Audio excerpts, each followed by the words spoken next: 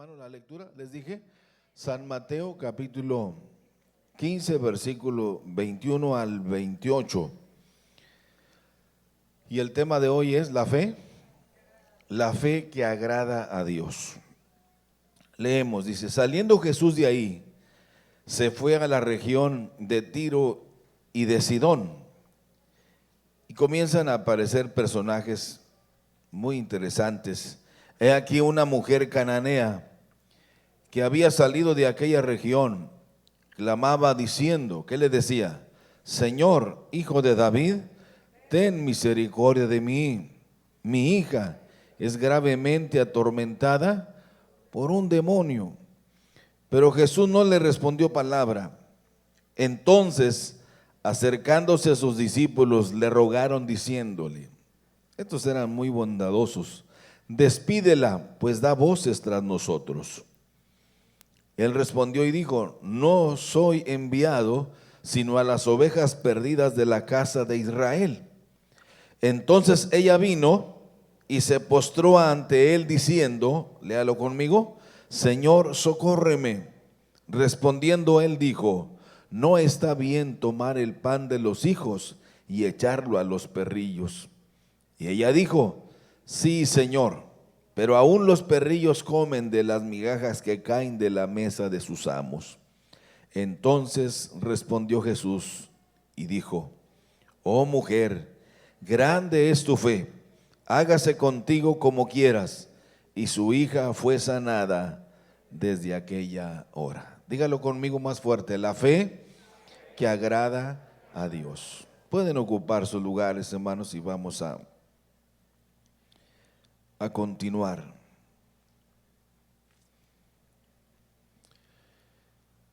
Hemos hablado mucho, hermanos, de esto, de lo que es la fe, de lo que es la oración y de lo que es también el ayuno. Ya lo hablamos el miércoles pasado y les dije que estos tres pilares vienen siendo el tejido espiritual de todo cristiano. El cristiano que no lee la Biblia, el cristiano que no ora y el cristiano que no ayuna, les dije yo que es sospechoso que sea cristiano. A lo mejor es cristino, a lo mejor es cristianoide, pero cristiano no. Porque, hermanos, la Biblia es el alimento para nuestra vida espiritual. El ayuno es nuestra fortaleza. Amén. Y la oración, hermanos, pues es el medio a través del cual nosotros estamos en comunicación con Dios. ¿Cuándo, hermanos? Todos los días, todos los días. Y esta experiencia que Jesús vivió y que tanto Mateo, que logró captarla, Mateo era un escritor de todo lo que el Señor hizo. Y cuando él escribe esto, hermanos, tal vez se le escaparon algunas cosas que él, por descuido, creo yo, las ignoró, anotarlas en este documento. Por ejemplo, ¿cómo se llamó esa mujer? ¿Cómo se llamó la hija que estaba gravemente atormentada por un demonio? Quizá ella, como toda buena madre, intentó hacer exorcismo, que la liberaran, la llevó a todas partes y esto, hermanos, se vale que cuando alguien está enfermo en la familia uno se atreva a hacer hasta lo que no es válido. La desesperación a veces nos ciega. Pero este cuadro también nos indica que cuando se encuentra con la persona correcta y cuando Dios siempre nos da la oportunidad de volvernos a nuestra verdad, a nuestro origen, tenemos que aprovechar la oportunidad, como nos da la lección esta mujer cananea. Marcos lo transcribe en el capítulo 7. Él transcribe esta experiencia que tal vez era una plática de todos los días entre los discípulos cuando el maestro ya no estaba con ellos. Porque cuando Mateo escribe esto ya habían pasado algunos años y quedó como un testimonial de lo que eran los milagros más sobresalientes que Jesús hizo. No todos. Juan así lo transcribe en uno de sus documentos, que es el Evangelio de San Juan, que si se hubieran escrito todos, si se hubiesen escrito todos los milagros que Jesús hizo, no cabrían los libros, dice. Fueron muchos milagros más.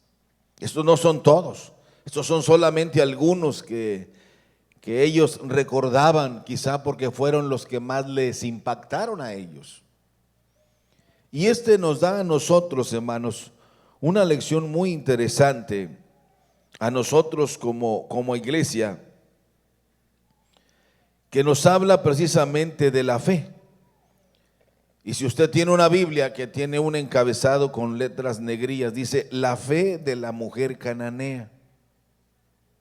No es la fe de Dios, ni es la fe de Jesús, sino es la fe de ella. Todos, esto nos indica que todos tenemos fe. Todos nacimos, hermano, con esa semilla de mostaza que es la fe. Lo único que nos falta es activarla. Y la manera en que muchas veces tenemos que activarla es cuando en algún momento de nuestra vida enfrentamos situaciones muy lamentables. Cuando ya la ciencia médica se siente incapaz de resolver nuestro problema, o cuando nuestra economía no alcanza, o cuando los medios, hermanos, a nuestro alcance están ya agotados. Y es entonces cuando activamos nuestra fe. Pero todos tenemos esa fe. Desgraciadamente, la fe pasiva no nos lleva a ningún buen destino.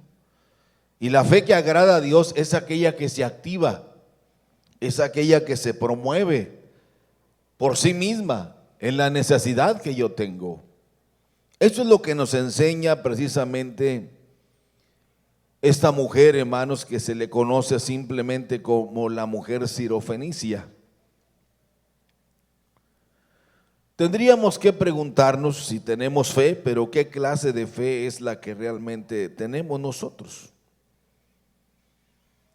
Si usted lee bien, vaya conmigo para volver a leer el verso 28, léalo fuerte conmigo, por favor.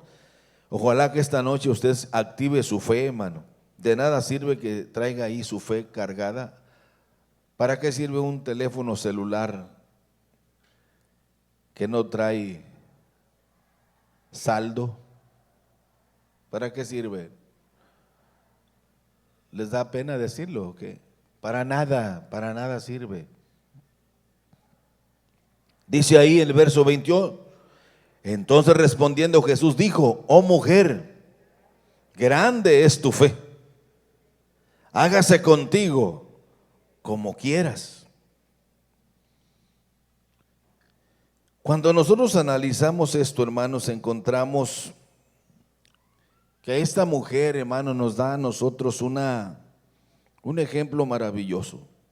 Yo quisiera llevarlos a 3 puntos muy sencillos. Primero, el grito de desesperación de una mujer muy angustiada. Dígalo conmigo, el grito de desesperación de una mujer muy angustiada. Esa angustia, esa desesperación activó su fe. Ella no era judía, podríamos decir en términos más contemporáneos, ella no era cristiana, era una gentil. Es más, a lo mejor era una adoradora de un ídolo, pero por eso los discípulos, ustedes los ven actuar de manera sospechosa, de una manera cruel. Despídela, como diciéndole ellos a Jesús, nomás nos viene molestando, además no es del club de nosotros, no pertenece al pueblo de Israel, es sirofenicia. Y eso hablaba de una mujer idólatra, de una mujer pagana, de una mujer que no merecía las bendiciones de Dios, según ellos. Nosotros tenemos un grave problema como seres humanos, hermano, que somos muy dados a calificar y a descalificar. Nosotros creemos que tenemos la capacidad de calificar quién y de descalificar quién no. Y nosotros, hermano, en eso debemos apropiarnos de la frasecita muy popular entre nosotros: calladito, te ves más bonito. Mejor mire, pico de cera, y deje que Dios actúe en su soberanía. En primer lugar, cuando nosotros analizamos esto, es el grito de desesperación de una mujer muy angustiada. Fíjese cómo la presenta Mateo: una mujer cananea. Esa es una expresión despectiva, como diciéndole, era una mujer vulgar, era una mujer que no merecía la atención de parte de Dios y menos de nosotros. Pero ella clamaba. Yo no sé de dónde sacó ella esta versión, pero sin lugar a duda que alguien le dijo. Jesús no acostumbraba a ir a estos lugares. ¿Por qué? Porque eran lugares de gentiles. Jesús casi siempre, sus milagros y su recorrido en su ministerio fue en Jerusalén, en Samaria, en Genezaret, en Judá, pero no salía del territorio de Israel. Su ministerio ahí fue, porque así lo manifestó él. Pero él hizo una excepción. Quizá los discípulos, cuando lo vieron caminar y caminar y caminar, se preguntaban entre ellos: ¿y para dónde va el maestro? Y cuando cruzó la frontera entre Israel y esas tierras de gentiles, quizá eso los confundió, quizá eso, hermanos, les trajo muchas preguntas. ¿Acaso el maestro no sabe en qué territorio está pisando? Él sabe todas las cosas, Él es el creador de todas las cosas, Él conoce todo, Él es el Dios soberano. ¿Cómo lo presenta Juan? Yo quisiera que usted tuviera una concepción correcta de Jesús. ¿Cómo se presenta Él y cómo lo presenta Juan? En el principio era el Verbo, y el Verbo era con Dios. ¿Sí? ¿Cómo se presenta Él a Juan después en el Apocalipsis? Yo soy el Alfa y el Omega. Hermanos, Jesús no solamente vino, sino que Él, hermanos, ya era. Él es el único de los seres humanos que hemos pisado este planeta, el único que tiene prehistoria. Es decir, que Él es antes de la historia. Él no vino a ser parte de la historia, Él es el único que tiene prehistoria. Él es desde antes de la fundación del mundo, porque Él es Dios. Él es Dios Hijo. El Dios Padre tiene otro atributo diferente. El Dios Espíritu Santo es otro. El Dios y Padre no es el mismo que el Hijo, pero todos ellos son Dios. Y eso debe quedar claro en nosotros, hermano. Muy claro, para no equivocarnos de la clase de Dios que tenemos, de la clase de Salvador que tenemos y de la clase de cristianos que Él exige para su reino. Él hizo la invitación. Yo les he dicho muchas veces, hermanos, que servir a Dios es voluntario, hermanos, no es a la fuerza. Si usted quiere despedirse hoy, oramos por usted y que Dios le bendiga. Pero créalo, le recomiendo, no le conviene apartarse de esto. Pedro dijo: ¿y a dónde vamos? El Señor despidió muchas veces a sus discípulos, por eso yo también los despido a ustedes muchas veces. ¿Qué dijo Pedro? ¿Se acuerdan cuando Pedro: Señor, primero los atraes, primero los conmueves y luego les hablas muy duro? ¿Y qué les dijo el Señor? ¿Y se quieren ir ustedes con ellos también? Adelante. ¿Y qué dijo Pedro? Pero ¿a dónde vamos, Señor? ¿A dónde iremos si solo tú tienes palabras de vida? ¿Nos conviene estar aquí, sí o no? Díganlo amén fuerte, hermanos. La idea es que tengamos una definición correcta de a quién servimos realmente. Esta clase de Dios, hermano, es único, no hay otro como Él. Por eso ella, hermanos, quizá alguien le dijo, mira, por aquí va a pasar, si oyen voces de que vienen, porque eran como 3,000 personas, según datos históricos, los que andaban con Jesús todos los días siguiéndole. Más de 3,000 personas. ¿Se acuerdan cuando les dio de comer a cuántos? A 5,000 hombres. ¿Cuántos se calcula que había? ¿Cuántos han oído ustedes que había? Como unos cuantos, dice. Como unos 30,000. Y les dio de comer a todos. Y usted no le da de comer al único marido que tiene. Y Jesús le dio de comer a 30,000. ¿Con cuánto? Ya no saben ustedes ni con cuánto les dio, ¿verdad? 3 pececillos, 5 panes, o 5 panes y 3 pececillos. El orden de los factores, dice. No altera el producto, dicen algunos. Ya no sabemos ni con qué. Y luego lo más interesante es, comieron todos, se saciaron y hasta sobró, dice. Porque cuando Dios bendice, hermanos, lo hace en abundancia. Dígalo conmigo, cuando Dios bendice, lo hace en abundancia. Y es ahí interesante que nosotros no, hermanos, no perdamos el sentido de nuestra vida espiritual. Llegar a este destino, quizá le dijeron, por aquí viene Jesús, y oyen voces. Se oye la noticia de que por aquí va a pasar el que sana leprosos, el que da vista a los ciegos, el que hace milagros portentosos y que trae, pero a todo Israel lo trae en un gran problema de no saber qué hacer con él. Y ella se puso muy lista y quizá preguntó, ¿y cómo le hago para entrevistarme con él? Y alguien le dijo, pues mira, se oye que cuando Bartimeo recibió su milagro, solo le gritaba, Jesús, hijo de David, ten misericordia de mí.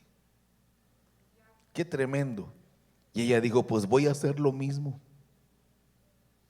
Hermanos, el grito de desesperación de una mujer muy angustiada. Es tremendo, hermano. Cuando usted ve a alguien que está en esa situación. El problema es que a veces nosotros no sabemos qué hacer. A veces nos rebasa la problemática de la gente, la angustia de la gente. A veces nos toma por sorpresa y no sabemos qué hacer. Pero mire aquí, lo que podemos ver son algunas cosas interesantes que yo tengo muy marcadas en mi Biblia. No sé si usted acostumbra a hacer eso, pero Jesús no acostumbraba. Lo que sí puedo hacer mía es la expresión de un gran predicador que decía que cuando Jesús pasa por un lugar, siempre deja bendición. Ojalá que esta noche pase por aquí y nos deje esa bendición. ¿Cuántos necesitan sanidad, hermanos? ¿Cuántos necesitan sanidad? De veras, ¿quiere ser sano, hermano, usted de veras? ¿O le encanta seguir comprando sus pastillitas ahí en Guadalajara y anda buscando las ofertas? Y usted puede ser sano esta noche. Pero si usted quiere, no es si Dios quiere. No, Dios ya quiso, hace 2000 años envió a su Hijo unigénito para que todo aquel que en Él crea tenga la vida eterna. Esta mujer se puso lista y comenzó a clamar y comenzó a gritar. ¿Podrá usted imaginarse el grito de angustia de esta mujer? Yo puedo entender algunas cosas, hermano, acerca de la fe que agrada a Dios. Primero, la fe se tiene que procesar. Dígalo conmigo, la fe se tiene que procesar. Dígalo más fuerte porque para que tengo que tener la certeza de que usted lo está aplicando bien. La fe se tiene que procesar.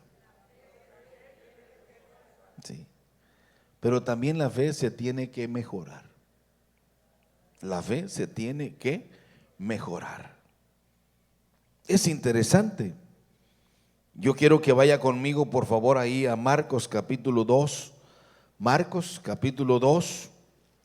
Ahí está enseguidita, ¿no? Ahí está cerquita de donde leímos. Y es en Marcos capítulo 2. Fíjese lo que dice ahí, lo que nos dice precisamente la Biblia. Entró Jesús otra vez en Capernaum después de algunos días, y se oyó que estaba en casa. E inmediatamente, ¿qué dice su Biblia? Se juntaron muchos, de manera que ya no cabía ni aún a la puerta. ¿Y qué les hacía Jesús ahí? Les predicaba la palabra. Entonces vinieron a él unos trayendo un paralítico que era cargado por ¿cuántos? Por 4. Y como no podían acercarse a él a causa de la multitud, subraye bien eso, hermano, para que vea que no crea que estamos hablando por hablar. No se podían acercar a causa de la multitud. Entonces descubrieron el techo de donde estaba y haciendo una abertura bajaron el lecho en que yacía el paralítico. Al ver Jesús que, fíjese hermanos, ahí está la clave, léalo bien. Al ver la fe de ellos, dijo al paralítico: hijo, tus pecados te son perdonados. Tus pecados te son perdonados. La fe tiene que procesarse. La fe tiene que mejorarse día con día. Hermanos, nuestra fe es la que hará grandes cosas, no solamente con nosotros, sino también con nuestra familia, con nuestros hijos. Nuestra fe, hermanos, tiene que ser avivada en nosotros. Hay muchos que están necesitados cerca de nosotros, que debemos traer para que conozcan a Cristo. Cristo atendió siempre lo más indispensable y después se fue a lo más necesario. Primero le dijo: hijo, tus pecados te son perdonados. Y después, cuando hubo cierta incertidumbre, porque nuestra mente está limitada, es entonces cuando Jesús le dijo: para que vean que el Hijo del Hombre no solo tiene autoridad para perdonar pecados, sino también para sanar, le digo a este: levántate, toma tu lecho y vete a tu casa. Y al instante, dice, se le afirmaron sus pies. Es ahí donde yo les digo que la fe tiene que ser atrevida, hermano. Pero otra cosa importante, la fe debe ser determinante. La fe debe ser determinante. ¿Qué quieres que te haga Bartimeo? ¿Y qué dijo Bartimeo? Pues que reciba la vista. Y al instante, ¿qué? Recibió la vista. Pero aquí hay varias cosas que no debemos nosotros pasar por alto. Quiero que usted camine conmigo lentamente, es algo muy sencillo. Mi hija es gravemente atormentada por un demonio. Hermanos, no escondamos nada de nuestra realidad. A veces como que el problema de nosotros, hermanos, es que a veces fingimos, aparentamos que no nos duele nada. Esta mujer no se anduvo por las ramas. Mi hija es gravemente atormentada por un demonio, le dijo. Tenemos que ser muy determinantes. Tenemos que decirle al Señor lo que realmente nosotros necesitamos. Quizá ella en ese clamor de angustia, hermanos, la hizo posicionarse en una actitud de tener esa fe que agrada a Dios. No es una fe religiosa, hermanos, la que convence a Dios. Yo es lo que observo en las iglesias, casi a donde quiera que voy a predicar, y es lo que he visto en estos cortos 30 años que he estado pastoreando, que la fe a veces nuestra, en su mayoría de los hermanos de la iglesia, es una fe religiosa. Yo conozco, yo sé que Dios puede hacerlo, pero no hemos activado nuestra fe. Y cuando nuestra fe se activa, se mueve todo el universo a nuestro favor. ¿Qué dijo Jesús? Todo lo que pidan al Padre en mi nombre, ¿qué dijo? Él se los va a dar. Pídalo en mi nombre, porque no hay otro nombre debajo del cielo más poderoso sobre todo el universo que el nombre de Jesús de Nazaret. Amén, hermanos. Pero mire, suceden varias cosas y quiero que lo considere, porque a mí esto me ayudó mucho esta lectura. Y vaya conmigo al verso 23. Yo sé que usted ya lo sabe porque esto ya lo he compartido muchas veces, pero a mí me gusta mucho recordarlo en esta noche. ¿Qué hizo Jesús? Pero Jesús, ¿qué? No le respondió palabra. El Señor le dio el primer portazo en la nariz, la ignoró. Hermano, no hay cosa más ofensiva que nos ignoren. No hay peor cosa en el matrimonio que la esposa nos ignore o que el esposo nos ignore. ¿Se acuerdan que de ahí sale precisamente la expresión, mejor golpéame, me duele más tu actitud que un golpe que me des? Jesús la ignoró, la ignoró. Eso no es normal en Jesús, porque Él tenía un eslogan. Él tenía un eslogan de siempre: el que pide recibe, el que busca halla, y al que toca la puerta. Y de repente lo vemos en una actitud muy judaizante, muy religiosa. La ignoró. El grito, hermanos, de desesperación, el grito de angustia de esta mujer, que era, hermanos, como para inmediatamente captar a una nueva integrante de su equipo en el reino de los cielos, pero dice, la ignoró. Qué tremendo es, hermano, cuando nuestra vida es ignorada. Cuando sentimos que no valoran lo que nosotros somos, lo que nosotros hacemos, todo nuestro esfuerzo. Jesús la ignoró. Y lo peor de todo, que los discípulos todavía van más allá y le dicen, despídela, nos molesta. Esa era la actitud de aquellos discípulos casi siempre, hermanos. Eran difíciles de entender lo que es el amor de Dios. Dicen que el apóstol Pablo es el que hace una descripción del amor. Dice, el amor todo lo puede, el amor todo lo soporta, porque el amor es la fuerza más poderosa del universo. Por el amor es que usted y yo estamos aquí. ¿Por qué cree que Dios nos ama tanto, hermanos? ¿Por qué cree usted? Porque llevamos impresa la imagen de Él. Nada más por eso. No crea que por bonitos, no crea que por simpáticos, no crea que porque nosotros somos unos supergenios. No, porque llevamos impresa la imagen de Él. Por esa razón Él ama al mundo de tal manera que envió a su Hijo unigénito para que nos volvamos a Él, para que nos reconciliemos con Él. Dios no está dispuesto a perdernos, a deshacerse de nosotros, hermano, en la primera que nos equivoquemos, sino que Dios es amplio para perdonar. Es ahí donde nosotros debemos valorar. Es cierto que Jesús la ignoró, los discípulos la maltrataron y quisieron hacerla a un lado, pero yo veo cómo esta mujer nos da a nosotros, hermanos, una cátedra de lo que es la fe que agrada a Dios. Ella siguió terca ahí, y entonces Jesús va todavía más allá. Ella siguió insistiendo sin lugar a duda, y dice que el Señor le respondió y fue más directo y le dijo, no soy enviado sino a las ovejas perdidas de la casa de Israel. ¿De qué nos habla? Que el Señor la está, ¿cómo se dice la palabra? La discriminó. No. Qué feo es eso, cuando el Señor directamente le está diciendo, tú no eres hija de Abraham, tú no eres cristiana, diríamos nosotros en nuestro momento. Pero hermanos, la Biblia dice que Dios ama ¿a quién? A todo el mundo. ¿Qué dijo Jesús? El médico viene al enfermo, no a los que están sanos. Y yo he venido a rescatar lo que se había perdido. Esta mujer soportó todo esto. En tercer lugar, no solamente la discrimina, la ignora, sino que en tercer lugar la humilló, hermanos, hasta lo más bajo.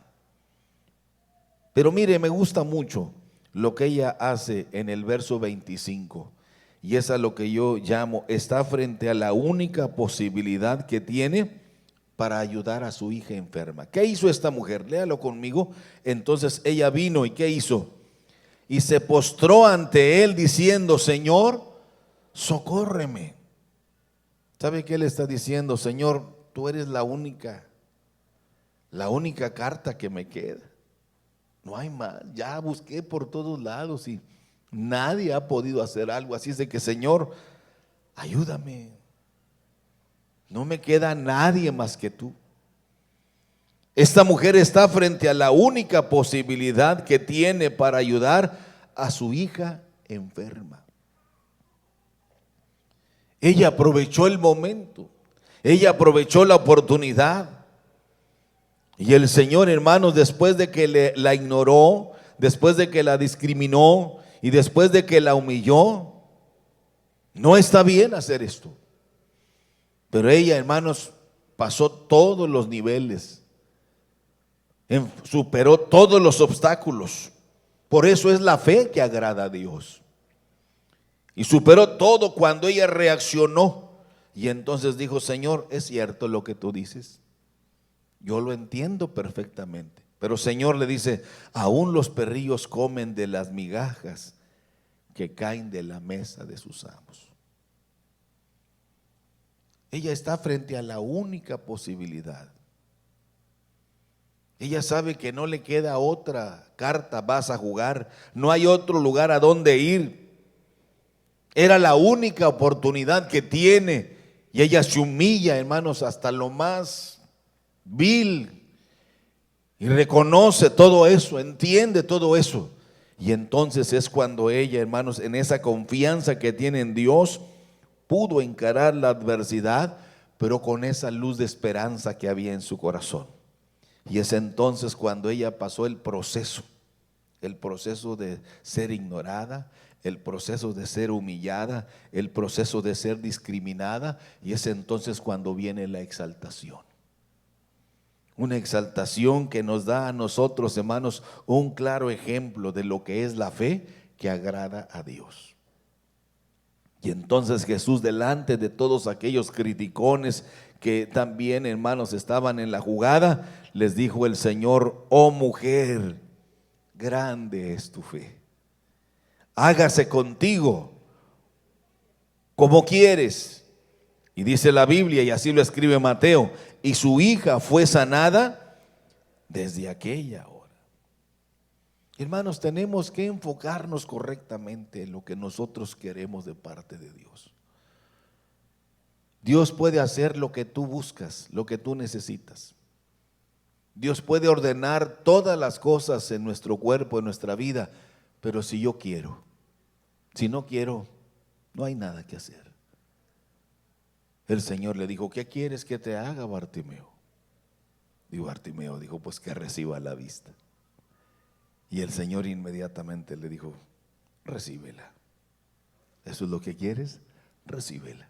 ¿Y qué dice la Biblia? Al instante recibió. Y se levantó, hermanos, emocionado Bartimeo.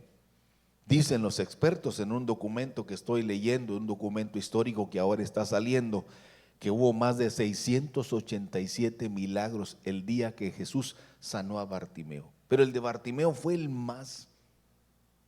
que más captó la atención. Pero hubo sanidades por todos lados. El aroma del cielo, el perfume del cielo es el amor. Y cuando el amor baja, el amor se manifiesta, suceden cosas maravillosas. Cuando la presencia de Dios se hace sentir en nosotros, hermanos, suceden cosas increíbles. Lo imposible se hace posible. Lo que no es creíble se hace creíble. Porque para nuestro Dios no hay nada imposible. Esa es la fe inquebrantable. Una cosa, hermanos, es saber de Dios. Otra cosa es conocer de Dios. Pero otra cosa muy diferente es conocer a Dios. Es ahí donde nosotros a veces no podemos encajar en el programa de Dios. ¿Se acuerdan de aquella mujer, ya para dejarlos tranquilos, de aquella mujer que se llamó Marta y que tenía un hermano que se llamaba Lázaro? Y Lázaro murió. ¿Y cuántos días tenía de muerto cuando Jesús llegó a su casa? 4 días. 4 días de muerto, dijo ella. Es más, ya su cuerpo entró en un proceso de descomposición. Y es entonces cuando Jesús hace una declaración: Marta, Marta, no te he dicho que si creyeres, verás la gloria de Dios. Tu hermano va a resucitar. ¿Qué dijo ella? Yo sé. En el día postrero, no, yo soy la resurrección y la vida, y el que cree en mí, aunque esté muerto, vivirá. Cuando Jesús pasa, deja bendición. Cuando Jesús llega a nuestra vida, Él le pregunta: ¿qué quieres que te haga? ¿Usted cree que Dios se mueve por lo que nosotros hacemos? No es por obras. Dios no se activa por lo que yo le doy. Dios se activa por lo que yo activo mi fe. ¿O no dice la Biblia, hermano, que sin fe es imposible? Activa mi fe. Dígalo conmigo esta noche. Más fuerte, díganlo, casi gritando. Esta noche, díganlo. Vamos a activar nuestra fe. Otra vez, esta noche vamos a activar nuestra fe. Los que se quieran casar, que ya quieran casar, si no encuentran novio por ningún lado, esta noche les va a llegar. Digo, si se quieren casar, si no, síganle así solitas, solitos. ¿Se quieren casar? Y miro para allá, ¿verdad? Porque allá está el Mauricio Garcés del Centro de la Familia. ¿Se quieren casar? ¿Quieren formar un hogar? ¿Quieren tener hijos? Yo ya hablé de eso. Lo imposible no existe para aquellos que tienen la fe. Si la activan en la única persona que puede ser efectiva en nuestras oraciones, que es Dios. Ese es el Dios al que servimos. Por eso Jesús la quería usar. El gran maestro, el gran pedagogo que es Jesús, usó a esta mujer para darnos una cátedra de lo que es la fe que agrada a Dios. El Señor mismo dijo: todo lo que pidan al Padre. Y Pablo va más allá, el gran apóstol Pablo. ¿Se acuerdan cuando Pablo escribe algo que a mí me encanta? Y dice: si nos dio al Hijo, ¿cuánto más no nos dará todas las demás cosas si nosotros se lo pedimos? Pero nuestra súplica debe ser con humildad. Humillarnos ante Él, esperar en Él, confiar en Él. Cuando nosotros mantenemos nuestra fe, hermanos, bien en ese Dios maravilloso, créalo, sucederán siempre cosas extraordinarias. ¿Cuántos alaban a Dios, hermanos? ¿Cuántos alaban a Dios de verdad? Dios no se agrada de aquellos que se están quejando todo el día, sino Él se agrada de aquellos que, a pesar de las adversidades, a pesar de las circunstancias, no hay nada que les apague el fuego de su relación con Dios, porque no hay Dios más grande que nuestro Dios. ¿Quieren orar conmigo esta noche? Póngase de pie, por favor. Yo quisiera que esta noche usted activara su fe. Yo debo activar mi fe. Yo debo activar mi fe. No espere que alguien ore por usted. Usted active su fe. Y si Dios mueve a alguien para que venga a orar por usted, hermanos, eso es todavía un abono más para su fe. Todo lo que pidan les será hecho esta noche. ¿Qué necesitas? ¿Qué buscas de mí? Yo quisiera que viniéramos aquí al altar y oráramos, y que cada quien les pusiera a Dios su necesidad. ¿Te agrada, Señor, mi fe? Dios es el mismo de ayer, de hoy y de siempre. Prepare su corazón y su vida. Esta mujer, su grito fue de desesperación, de angustia. Y no le importó que la ignoraran, que la discriminaran, que se burlaran de ella, que la vieran con desprecio. Ella se humilló y le dijo: Señor, aún los perrillos comen de la migaja que cae de la mesa de sus amos. Aleluya. Adore al Señor. Deje que el Espíritu Santo comience a ministrarle. ¿Qué necesitas? ¿Qué quieres que haga yo por ti? Deje volar su imaginación y comience usted a explorar ese mundo